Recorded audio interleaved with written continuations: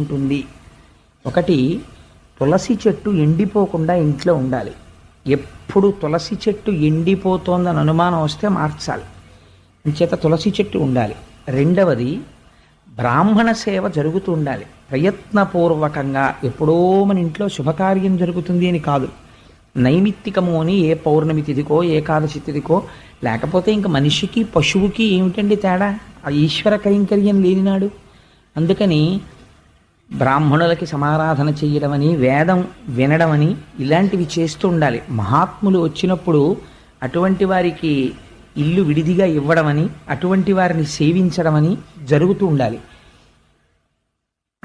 మూడవది, లక్ష్మీదేవి యొక్క స్థిరమైనటువంటి నివాసాన్ని ఎవరు అపేక్షిస్తున్నారో అటువంటి వాళ్ళు తగినంత కారణం లేకుండా పగటిపూట ఇంట్లో అదే పనిగా నిద్రపోయే తత్వం ఉండదు.